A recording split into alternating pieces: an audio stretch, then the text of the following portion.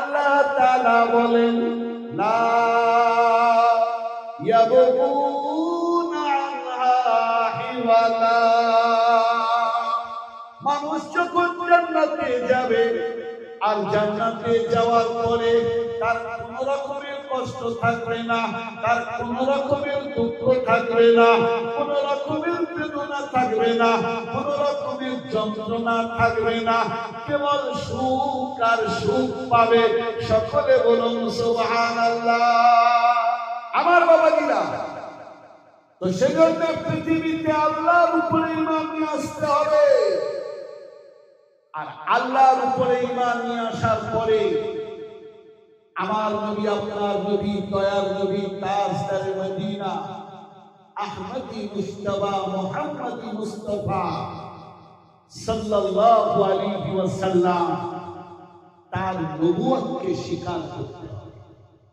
আমার ভাই, এটা আল্লাহর অশেষ মেহেরবানি। আজ ইহুদিরা মুসলমানদের শত্রু কেন জানেন? আপনারা হয়তো জানেন না।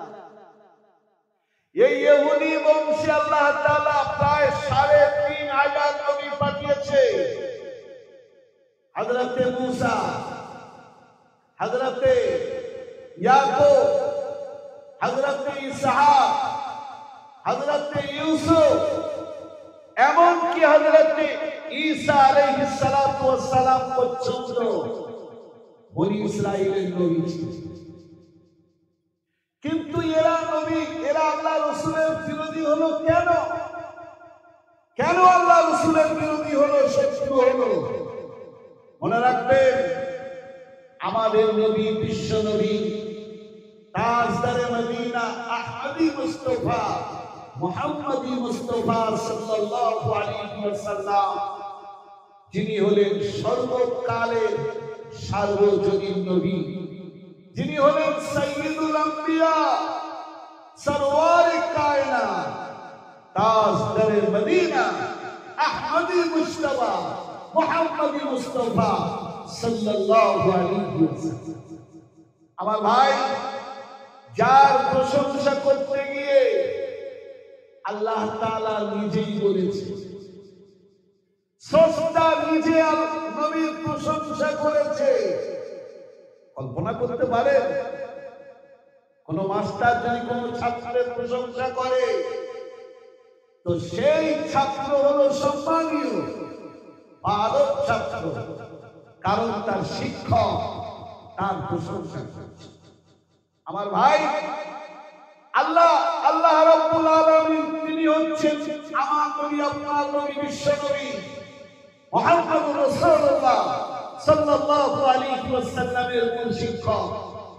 আল্লাহ তাআলা প্রশংসা করছেন, ইন্নাকা লাআলা খুলুকিন আযীম। কোরআনের অন্য জায়গায় এসেছে, আল্লাহ তাআলা বলেন, আল্লাহ রাব্বুল আলামিন ইরশাদ করেন, লাকাদ কানা লাকুম ফি রাসূলিল্লাহি উসওয়াতুন হাসানাহ। আমার আল্লাহ বলেন, ওগো আমার নবী হাবিবুল্লাহ মুহাম্মদুর রাসূলুল্লাহ সাল্লাল্লাহু আলাইহি ওয়াসাল্লাম, তুমি হচ্ছ পৃথিবীর সেরা চরিত্রবান মানুষ। সকলে বলুন সুবহানাল্লাহ। আল্লাহ তাআলা বলেন, ও পৃথিবীর মানুষেরা, শোনো শোনো শোনো, আমার নবীকে শুধু নবী করে পাঠাইনি। আমার নবী শুধু তোমাদেরকে নামাজ শেখাবে, আমার নবী শুধু তোমাদেরকে রোজা শেখাবে, আমার নবী শুধু যাকাতের গুরুত্ব বলবে, এই জন্য আমি পাঠাইনি। ও পৃথিবীর মানুষেরা, শোনো শোনো শোনো, আমার নবী জনাবে মুহাম্মদুর রাসূলুল্লাহ সাল্লাল্লাহু আলাইহি ওয়াসাল্লাম হলেন তোমাদের জ্যোতির নমুনা। সকলে বলুন সুবহানাল্লাহ। আল্লাহ তাআলা তার নবীকে মডেল করে পাঠিয়েছে। কিন্তু আজ আমরা মুসলমান নবীর মডেল পছন্দ করি না। আমাদের অবস্থা কেমন জানেন? আমাদের অবস্থা দাঁড়িয়েছে, এক রাজা রাজ দরবারে বসে আছে, আর রাজ দরবারের পাশ দিয়ে একজন কৃষক চাষি, একেবারে হালকা দুবলা পাতলা একটা গাধা দড়িতে বেঁধে নিয়ে যাচ্ছে। রাজা মশাই জিজ্ঞেস করছে, চাষি, তুমি তোমার এই দুর্বল রুগ্ন শুকনো গাধা নিয়ে কোথায় যাচ্ছ? চাষি বলছে, রাজা মশাই, গাধাটা বিক্রি করব। রাজা বলছে, এত চিত্র শীর্ষ গাধা কে নেবে, আর কতই বা দাম হবে? চাষি বলছে, রাজা মশাই, আমি নিয়ত করে বেরিয়েছি, আমার এই গাধাটা 40,000 টাকায় বেচবো। আর শোনো, আমার গাধা দুর্বল হতে পারে, রুগ্ন শুকনো হতে পারে, কিন্তু আমার গাধার ভিতরে এমন বৈশিষ্ট্য আছে যা মোটা তাজা গাধার ভিতরে। রাজা মশাই বলছে, কি বৈশিষ্ট্য বলো? চাষি বলছে, শোনো, আমার গাধার বৈশিষ্ট্য হলো যে এই গাধার পিঠে যে চাপবে, আর যদি মনে মনে নিয়ত করে আমি মক্কা দেখবো, মদিনা দেখবো, সঙ্গে সঙ্গে ও অলৌকিক ভাবে মক্কা আর মদিনা দেখতে পাবে। রাজা বলছে, তাই? বলছে, হ্যাঁ। রাজা ভাবছে, মক্কা মদিনায় হজ করতে গেলে 4 লাখ 4.5 লাখ টাকা খরচ, ওমরা করতে গেলে 1.5 লাখ টাকা খরচ, আর আমি যদি এই গাধাটা কিনে নিই 40,000 টাকা দিয়ে, তাহলে সকালে একবার চাপবো, মক্কা আর মদিনা দেখবো, বিকালে একবার চাপবো, মক্কা আর মদিনা দেখবো। রাজা মশাই বলছে, ঠিক আছে, আমি নেব, তবে নেওয়ার আগে আমি একবার পরীক্ষা করে নিতে চাই, সত্যিকারে দেখা যাবে। মন্ত্রীকে বলছে, মন্ত্রী, তুমি এই গাধার পিঠে চাপো, আর গাধার পিঠে চেপে দেখো মক্কা মদিনা দেখা যাচ্ছে কিনা। যখন মন্ত্রী গাধায় চাপতে যাবে, এমন সময় চাষি বলছে, রাজা মশাই, আমার গাধার উপরে চেপে মক্কা মদিনা দেখতে গেলে 3টে শর্ত পালন করতে হবে। কটা বাবা? 3টে শর্ত পালন করতে হবে। 1 নম্বর হলো, যে জীবনে মিথ্যা কথা বলেনি সে দেখতে পাবে। 2য় নম্বর হলো, যে জীবনে চুরি করেনি সে দেখতে পাবে। আর 3য় নম্বর, যে জীবনে ওয়াদা ভঙ্গ করেনি সে দেখতে পাবে, এছাড়া দেখতে পাবে। রাজা মশাই বলছে, ঠিক আছে, মন্ত্রী চাপো। মন্ত্রী চেপেছে। চাপার পরে পূর্ব দিক, পশ্চিম দিক, উত্তর দিক, দক্ষিণ দিক সব দিকে দেখছে, শুধু ধোঁয়া আর ধোঁয়া ছাড়া কিচ্ছু দেখতে পাচ্ছে। রাজা মশাই বলছে, মন্ত্রী দেখতে পাচ্ছ? মন্ত্রী ভাবছে, যদি আমি বলি যে দেখতে পাচ্ছি না, তাহলে রাজা ভাববে এসব চাইতে বড় চোর, আমার ভান্ডারের সব কিছু চুরি করেছে। আমি যদি বলি দেখতে পাচ্ছি না, তাহলে ভাববে এসব চাইতে বড় মিথ্যাবাদী, আমার সাথে ধোঁকা দিয়ে কত টাকা নষ্ট করেছে। খানিকটা মাথার চোখ পরে বলছে, রাজা মশাই, ওই তো আমি দেখতে পাচ্ছি দক্ষিণ দিকে কাবা শরীফের মিনার দেখা যাচ্ছে, আর তার উল্টো দিকটায় মসজিদে নববীর সবুজ গম্বুজ, সবুজ গম্বুজের সবুজ রং আমি দেখতে পাচ্ছি। রাজা মশাই বলে, বেশ ভালো, তাড়াতাড়ি নামো, আমি একবার দেখি। আমার ভাই মন্ত্রী নেমেছি। নামার পরে রাজা মশাই গাধার উপরে চেপেছে, সব দিক তাকাচ্ছে, কোনো দিকে কিচ্ছু দেখতে পাচ্ছে না। রাজা ভাবছে, আমি যদি বলি দেখতে পাচ্ছি না, তাহলে সবাই ভাববে যে আমাদের দেশের রাজা সবচাইতে বড় মিথ্যাবাদী, প্রতিশ্রুতি ভঙ্গকারী, ওয়াদা খেলাফকারী। খানিকক্ষণ চুপ করে থাকার পরে এবার বলছে হ্যাঁ আমিও দেখতে পাচ্ছি দক্ষিণ দিকে কাবা শরীফ আর তার অপোজিটে মসজিদে নববী আমি দেখতে পাচ্ছি। আমার ভাই আজ আমাদের অবস্থা তাই, আমরা যাদেরকে মডেল বানাচ্ছি, আমরা যাদের অনুসরণ করছি, তারা আজ পর্যন্ত আমাদের কিছু দিতে পারেনি, অথচ আমরা অনুসরণ করছি। যার অনুসরণ করলে যে নবী মুহাম্মদুর রাসূলুল্লাহ সাল্লাল্লাহু আলাইহি ওয়াসাল্লামের সুন্নাত মোতাবেক জীবন যাপন করলে মুসলমান পৃথিবীতে সুখী হবে, পরকালে সুখী হবে।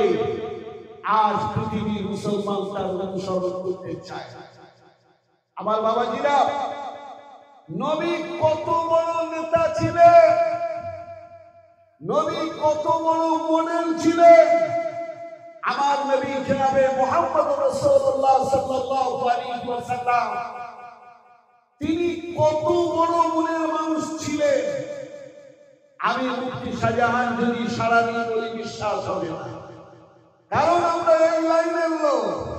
মনে রাখবেন, আমেরিকার ওয়াশিংটন বিশ্ববিদ্যালয়ের বিখ্যাত দার্শনিক, বিখ্যাত ফিলোসফার,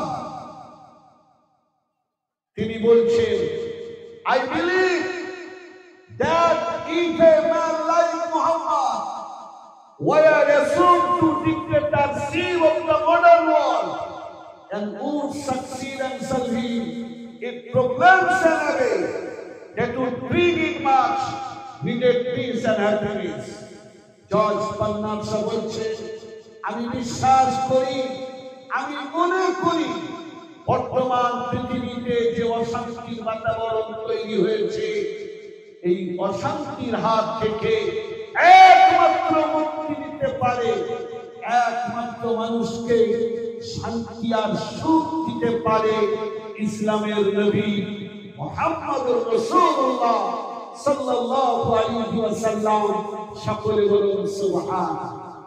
আমার সমাজের বাবাজিরা, সেই নবীর আদর্শ, সেই নবীর চরিত্র, সেই নবীর তরিকা আজ পূর্ণাঙ্গ ভাবে যদি কেউ শিখতে চায়, সেই শিক্ষার ব্যবস্থা আছে দ্বীনি মাদ্রাসাতে। সকলে বলুন সুবহান। আমার বাবাজিরা মনে রাখবেন, পৃথিবীতে কোরআনের পরে সব চাইতে দামি আর সঠিক কিতাবের নাম হলো, সঠিক কিতাবের নাম হলো বুখারী শরীফ। কি নাম বাবা? বুখারী শরীফ। এই বুখারী শরীফ সম্পর্কে আল্লাহর পৃথিবীর ওলামারা বলছে, আসাহুল কিতাব বা'দা কিতাবিল্লাহ as-সাহিহু লিল বুখারী। কোরআন শরীফের পরে পৃথিবীর সবচেয়ে বিশুদ্ধ কিতাব হলো বুখারী শরীফ। বুখারী শরীফ যিনি লিখেছেন, মুহাম্মদ বিন আব্দুল্লাহ আল বুখারী রাহমাতুল্লাহ আলাইহি। আমার ভাই, এই ইমাম বুখারীর যিনি শিক্ষক, তার নাম হলো ইমামে রবিয়াতুর রায় রাহমাতুল্লাহ আলাইহি। ইনি ছিলেন একজন তাবেঈ তাবেঈ, মদিনার ৭ জন বড় বড় আলিমের ভিতরে একজন। কি নাম বললাম? হযরতে রবিয়াতুর রায় রাহমাতুল্লাহ আলাইহি। এই রবিয়াতুর রায়ের আব্বার নাম হলো ফরওয়াহ। ইনি ছিলেন তাবেঈ। কেমন জজ্বা ছিল জানেন? আজ মুসলমানদের কাছে যখন জামাতের সময় দেওয়ার জন্য বলা হয়, মুসলমানদের কাছে মাদ্রাসা মসজিদের চাঁদার জন্য বলা হয়, মুসলমান মাথা হ্যাঁ করে থাকে।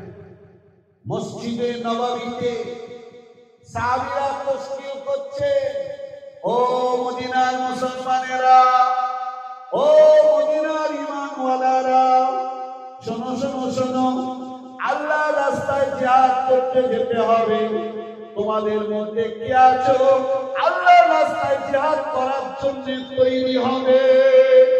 আমার সোনার চাঁদাবাজিরা 25 বছরের যুবক ইমামে ফারুক দাঁড়িয়ে গেলেন, দুহাত তুলে বলেন, ওগো আল্লাহর নবী সাহাবী, আমি আল্লাহর রাস্তায় জিহাদ করতে যাব, বলুন সুবহানাল্লাহ। জিহাদ মানে আরে নিজে বাঁচবে কি বাঁচবে না তার কোনো নিশ্চয়তা নেই। হতেও পারে আল্লাহর রাস্তায় শহীদ হয়ে যাবে, হতেও পারে যুদ্ধে জয় করে গাজী হয়ে ফিরে আসবে। আমার বাবাজি হযরত ফারুক যখন হাত উঁচু করলেন, পুরো মদিনার মসজিদে নববীর সমস্ত লোক খুশি হয়ে গেল। আমি বলছি, বাবা তুমি বাড়িতে যাও, বাড়িতে তোমার কে আছে? বলছে আমার জনমদুঃখিনী মা, গর্ভধারিণী মা আছে, আর আমার বিবি সাহেবা আছে, এরা দুজন ছাড়া আর কেউ নেই। আমার সোনার চাঁদাবাজিরা, আল্লাহ নবীর তাবেঈ হযরতে ফারুক বাড়িতে গিয়ে জনমদুঃখিনী মা, গর্ভধারিণী মা, জনমদুঃখিনী মাকে ডেকে বলে, মা আমি আল্লাহর রাস্তায় জিহাদ করতে যাওয়ার জন্য নাম লিখিয়ে এসেছি। ওগো আমার জনমদুঃখিনী মা, তুমি আমাকে জিহাদে যাওয়ার পারমিশন দিয়ে দাও। মা বলছে, সে কি রে, আমার তো অনেক বয়স হয়ে গেছে, আমাদের বাড়িতে তো কোনো পুরুষ নেই, আর সবে বিয়ে করেছো, এখনো 1 বছর পূর্ণ হয়নি, তোমার স্ত্রী গর্ভবতী, অন্তঃসত্ত্বা, আর 2 মাস 3 মাস পরে বাচ্চা হবে। খোদা না খাস্তা বাচ্চার সময় যদি বিপদ হয়, আমাদের বাড়িতে তো কোনো পুরুষ নেই, আমাদের দেখবে কে, তুমি যেও না। আমার বাবাজিরা হযরতে ফারুক মায়ের পা ধরে কান্নাকাটি করছে। ও আমার জনমদুঃখিনী মা, মসজিদে নববীতে আল্লাহর প্যারা হাবিব যেখানে শুয়ে রয়েছে, আল্লাহ রাসূলের রওজার পাশে আমি নিয়ত করে এসেছি, ওয়াদা করে এসেছি, ওগো আমার জনমদুঃখিনী মা, আমি যদি আল্লাহর রাস্তায় জিহাদ করতে চলে যাই, হয়তো আমার বাড়িতে কোনো পুরুষ থাকবে না, কিন্তু তোমাকে আর আমার বিবিকে স্বয়ং আল্লাহ তাআলা ফেরেশতা দ্বারা হেফাজত করাবেন। সকলে বলুন সুবহানাল্লাহ। কেমন ঈমান! আজ ঈমান, এই ঈমান যদি আমাদের হয়ে যেত, তাহলে বাবরি মসজিদ আমাদের কাছ থেকে যেত না, আমাদের বিরুদ্ধে পার্লামেন্টে আইন পাস হতো না যে 3 তালাক অবৈধ। প্রিয় ভাইরা, মনে রাখবেন, আমাদের উপরে যে সমস্ত বিপদের খাড়া নেমে আসছে, বাহ্যিক তারা দোষী, আল্লাহ তাআলা তাদের উপযুক্ত বিচার করবে, কিন্তু আভ্যন্তরীণ দিক দিয়ে আমরা হলাম আসল দোষী। কেন জানেন? আল্লাহর কোরআন বলছে, যাহারাল ফাসাদু ফিল বাররি ওয়াল বাহরি বিমা কাসাবাত আইদিন নাস।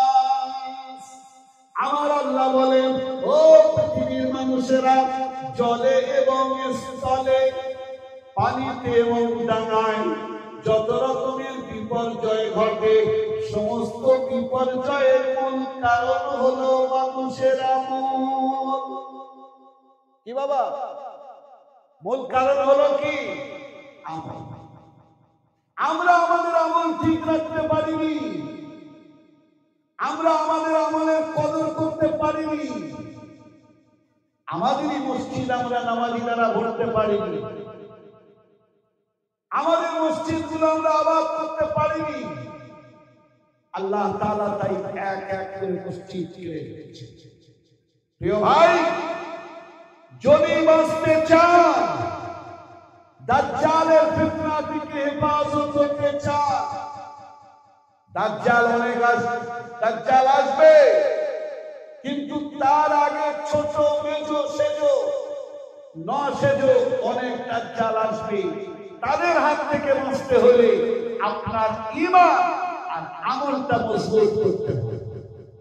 প্রিয় ভাই, হযরত ফারুক বলছেন, ও জনমুখী ইমাম, গর্ভধারী ইমাম, আমি যদি আল্লাহর রাস্তায় জিহাদ করতে যাই, আমি হয়তো থাকবো না, কিন্তু আমার বাড়ি আল্লাহ তাআলা ফেরেশতা দ্বারা হেফাজত করাবে। সকলে বলুন আল্লাহুম্মা আমিন। আমার বাবাজিরা, ইমামে ফারুক জনম দুঃখিনী মা, গর্ভধারিণী মায়ের কাছ থেকে অনুমতি নিলেন। মা অনুমতি দিয়ে দিল। ঘরের ভিতরে বিবি সাহেবা বসে আছে।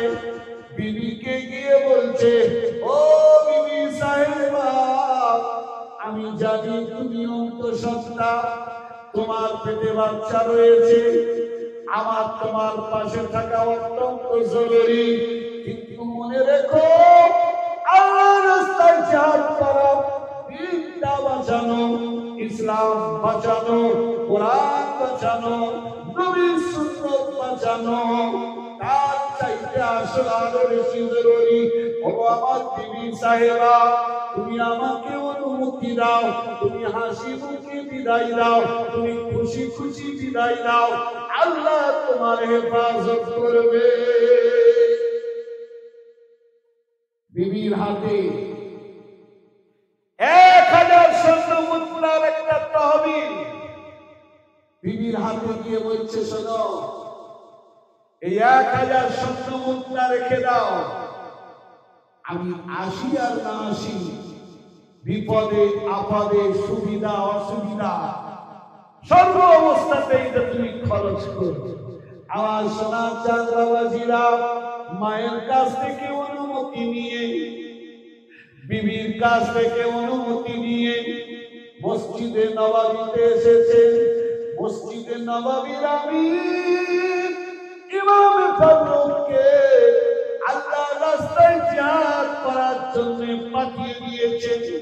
জিহাদ করতে চলে গেলে 1 বছর হয়ে গেল, 2 বছর হয়ে গেল, 3 বছর হয়ে গেল, 4 বছর হয়ে গেল, ইমামে ফারুক আর বাড়িতে আসে না। দেখতে দেখতে 27টা বছর হয়ে গেছে, ইমামে ফারুক বাড়িতে আসেনি।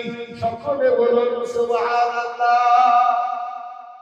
কত বছর বাবা? 27 বছর, 27 ইয়ার্স।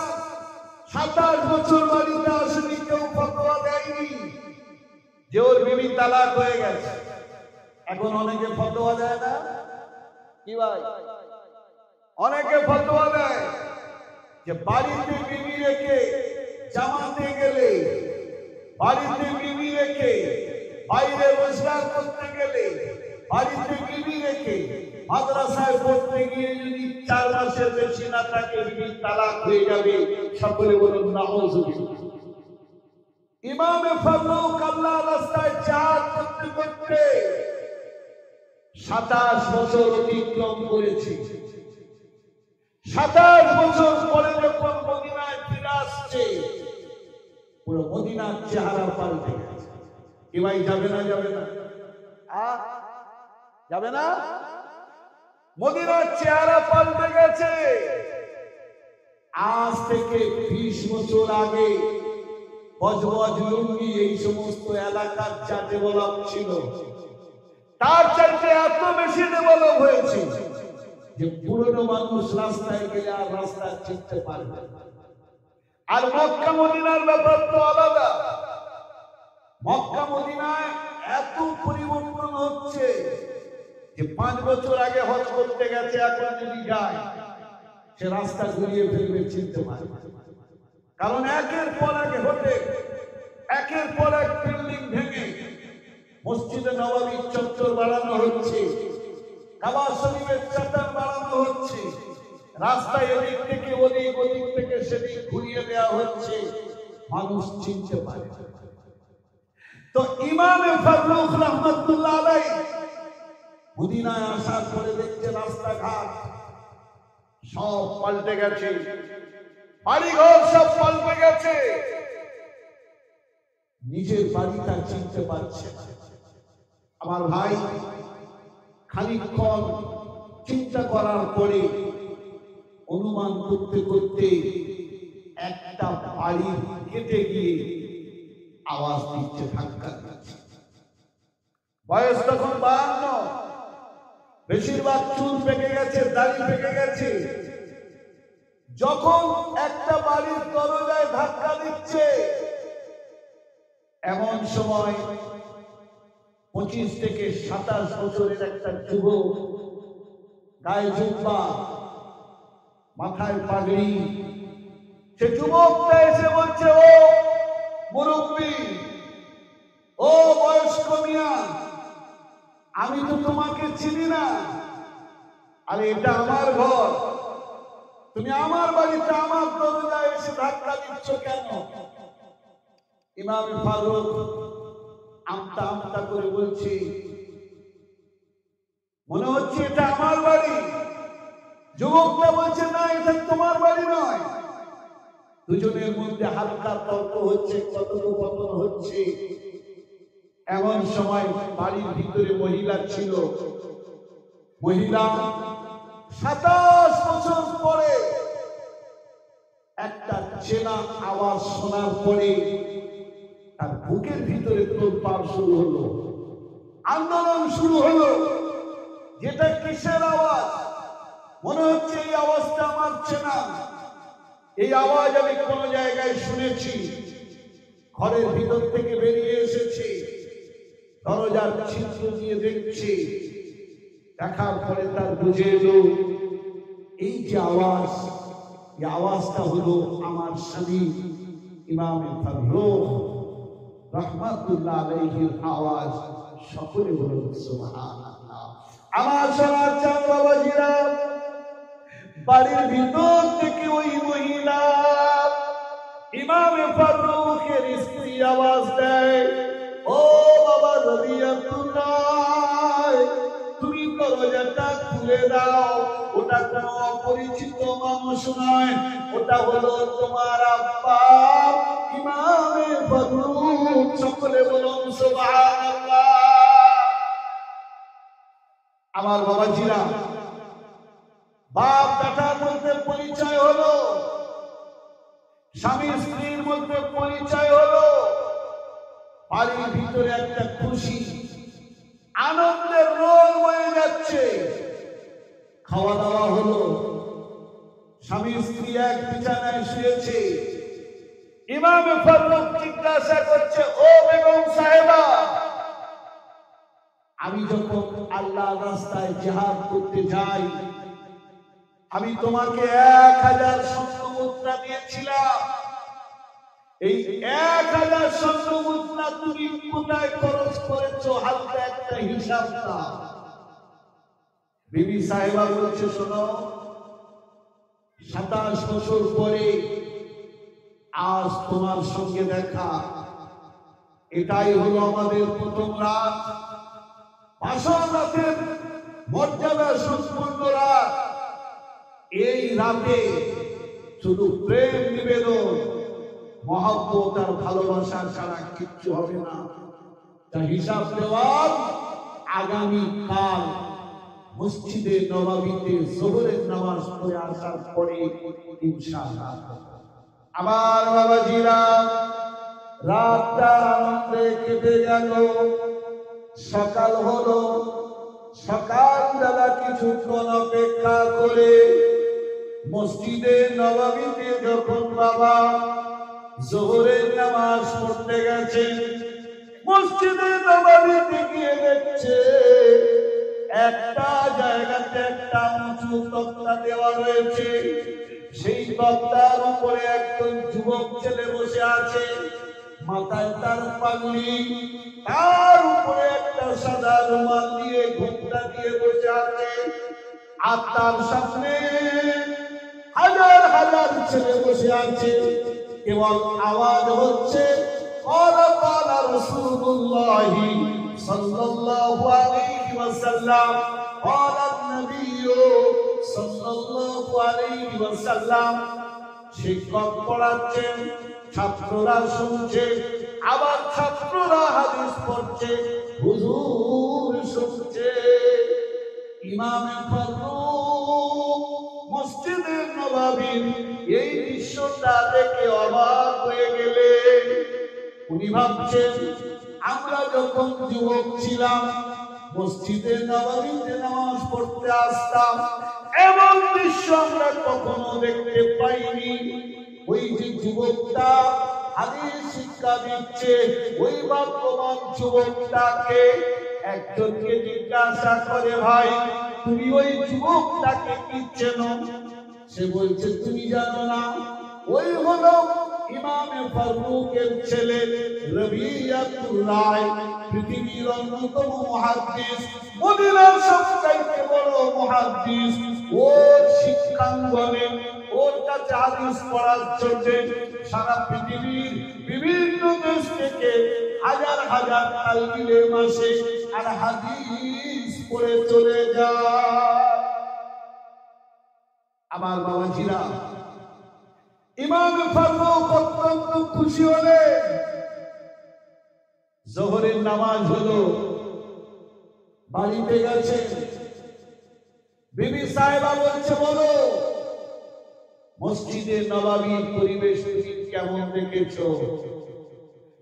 ইমাম ফারুক বলছে, আমি মসজিদে নববীতে গিয়ে যখন দেখলাম আমার লখতে জিগার কলিজার টুকরা রবিয়াতুল রায় হাদিসের দাস দিচ্ছে, পাঠ দিচ্ছে, আমার মনটা খুশিতে ভরে গেল। বিবি বলছে, ওগো আমার স্বামী, তুমি যে আমাকে 1000 স্বর্ণ মুদ্রা দিয়েছিলে, ওই 1000 স্বর্ণ মুদ্রা আমি আজে বাজে কোনো কাজে লাগাইনি। তোমার কলিজার টুকরা লখতে জিগার নয়নের মণি রবিয়াতুল রায়ের শিক্ষার পিছনে খরচ করেছি। সকলে বলুন সুবহানাল্লাহ। আমার সোনার চাঁদ বাবাজিরা, ইমামে ফারুক তখন বলেছিলেন, ও বিবি সাহেবা, শোনো শোনো শোনো, আমি আল্লাহ রাস্তায় 27 বছর জিহাদ করেছি, আমি আল্লাহ রাস্তায় 27টা বছর কুরবানি করেছি। এই 27 বছর কুরবানি করে যে খুশি না হয়েছি, আমার ছেলে মুহাদ্দিস হয়েছে, আমার ছেলে হাদিসের শিক্ষক হয়েছে, আল্লাহর নবী মুহাম্মদুর রাসূলুল্লাহ সাল্লাল্লাহু আলাইহি ওয়াসাল্লামের প্রকৃত ওয়ারিস হয়েছে, এই জন্য আমি খুশি হয়েছি বেশি। সকলে বলুন সুবহানাল্লাহ। আমার বাবাজিরা, সেজন্য বলতে চাই, শিক্ষার পিছনে খরচ করা, শিক্ষাঙ্গনে খরচ করা, এটা হলো ভাগ্যের ব্যাপার, এটা হলো ভাগ্যবানের কাজ। আল্লাহ তাআলা এই খরচের পরিবর্তে আল্লাহ তাআলা তার দুনিয়া আখিরাত দুটো জগতে ইনশাআল্লাহ চমকে দেবে। আমার বাবাজিরা, সাহাবায়ে কেরামের এমন চর্চা ছিল, তারা নিজের ঈমান এমন মজবুত করেছিল যে দ্বীনের সাথে তারা সব কিছু ত্যাগ করতে পিছপা হতো না। প্রিয় বন্ধুরা, তবুকের যুদ্ধের সময় সাহাবায়ে কেরাম চাঁদা, আল্লাহ রাসূল চাঁদা তুলছেন, হযরত আবু বকর সিদ্দিক রাদিয়াল্লাহু তাআলা আনহু 1000 সমস্ত মাল নিয়েছে, হযরত ওমর নিজের জীবনের সমস্ত সম্পদের অর্ধেক দিয়েছেন, হযরত ওসমান গনি দিয়েছেন, হযরত আব্দুর রহমান বিন আউফ দিয়েছেন।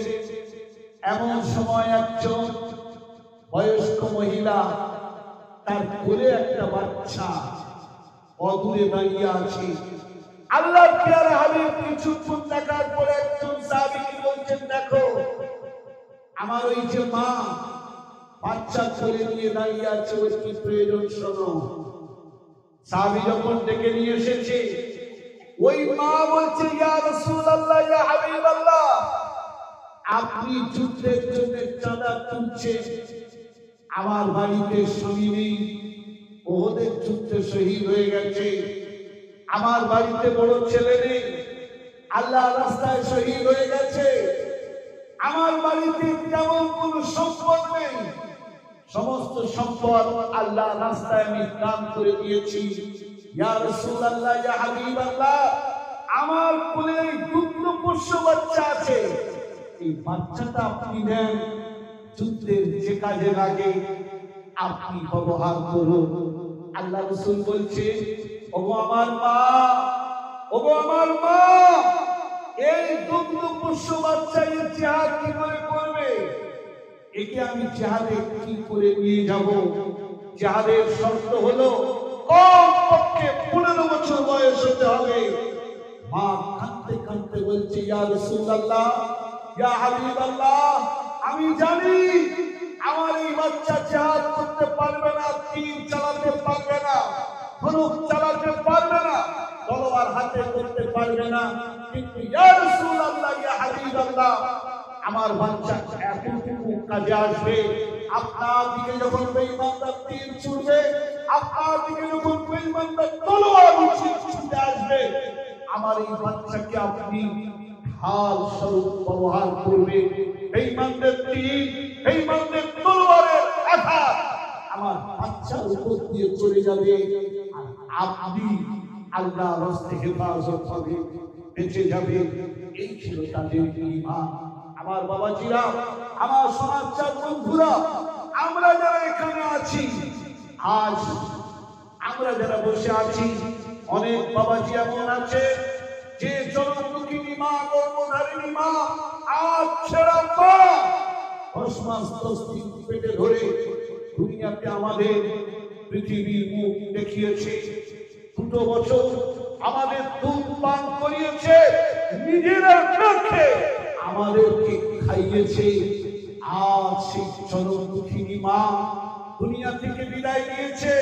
যে বাপ মাথার ঘাম পায়ে ফেলে আমাদের জন্য মেহনত করেছে, আমাদের জন্য বাড়ি ঘর করে গেছে, বিজনেস ব্যাংক ব্যালেন্সের ব্যবস্থা করে গেছে, আমাদেরকে শৈশবে কাঁধে করে নিয়ে ঘন্টার পর ঘন্টা হেঁটে আমাদের মনোরঞ্জন করেছে। আর সেই আব্বা দুনিয়া থেকে বিদায় নিয়েছে। আল্লাহ তাআলা কোরআনে জানিয়েছেন, মাসালুল লাযিনা ইউনফিকুনা আমওয়ালাহুম ফি সাবিলিল্লাহি কামাসালি হাব্বাতিন আম্বাতাত সাবআ সানাবিলা ফি কুল্লি সুবুলাতিন মিয়াতু হাব্বা ওয়াল্লাহু ইউযাইফু লিমান ইয়াশা ওয়াল্লাহু ওয়াসিউন আলীম। লম্বা আয়াত। আমার আল্লাহ বলেন, ওগো আমার বান্দারা, তোমরা আমার রাস্তায় যেটা খরচ করো, আমি আল্লাহ ওই দানটা লালন পালন করি। আর লালন পালন করতে করতে 10 গুণ থেকে 700 গুণ পর্যন্ত বাড়িয়ে দিই। সকলে বলুন সুবহানাল্লাহ।